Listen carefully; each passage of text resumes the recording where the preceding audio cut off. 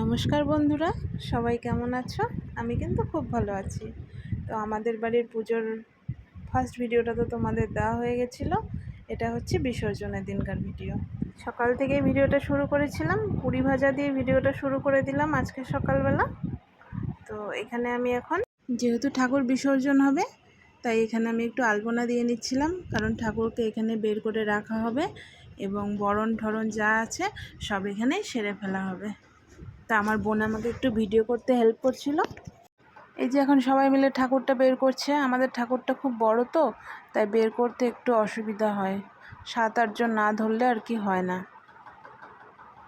এখন এখানে একে একে সবাই মাকে বরণ করে নেবে। প্রথমে মা করবে, মা বরণ করবে, তারপরে আমি করব, তারপরে দিদি করবে। ঠাকুরের মুখটা দেখেই আজকে কান্না পেয়ে যাচ্ছে। ঠাকুর আজকে চলে যাবে আমাদেরকে ছেড়ে, তো ভীষণ কষ্ট হয় এই সময়টা। এই যে এখন মা আর এক মাকে বরণ করে নিচ্ছে।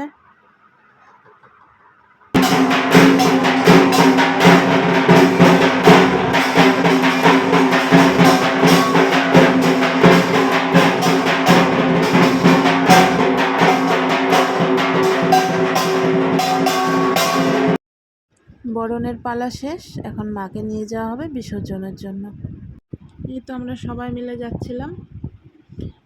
আমাদের বাড়ির ঠাকুর আর আমার কাকুর বাড়ির ঠাকুর একসাথে নিয়ে যাওয়া হচ্ছিল, সেই জন্য এবার ভীষণ মজা হয়েছে। আমাদের ঠাকুরটা যেহেতু একটু বড়, তাই আমাদের ঠাকুরটা হেলিতে নেওয়া হয়েছে, আর আমার কাকুর বাড়িটা ঠাকুরটা যেহেতু একটু ছোট, তাই ওদেরটা টোটোতে নেওয়া হয়েছে। আর এখানে আমার দেওয়ার দেখো আমাকে হাই করছে, বল ভিডিও করছিস তো, আমাকে একটু হাই দেখা। তাই ও হাই করছিল, সেটাই দেখালাম। আর এই তো আমরা সবাই মিলে যাচ্ছিলাম মাকে বিসর্জন দিতে।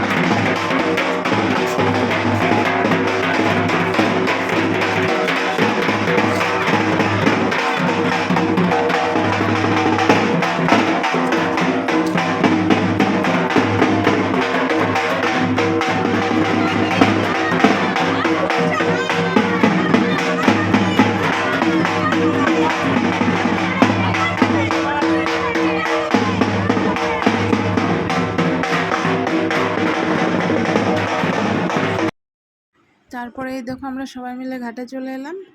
নদীর জল কিন্তু প্রচণ্ড বেড়েছে। তো এই তো আমার কাকুর বাড়ির ঠাকুরটা আগে বিসর্জন দেওয়া হবে, তারপরে আমাদের বাড়ির ঠাকুরটা।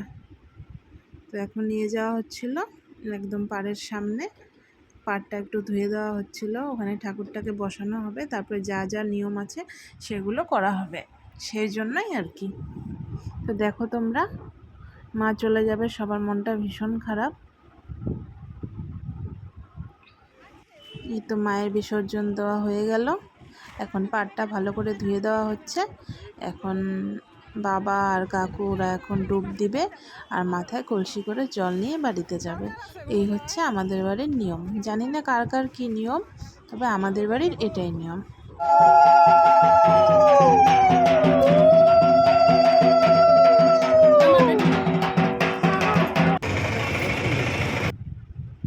প্রচুর রৌদ্র ছিল, তাই আমরা এখন টোটো করে বাড়ি যাচ্ছিলাম সবাই মিলে।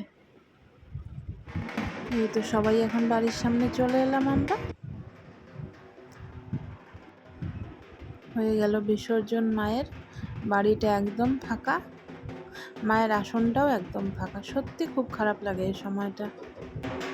আবার একটা বছরের অপেক্ষা, মা তুমি আবার এসো।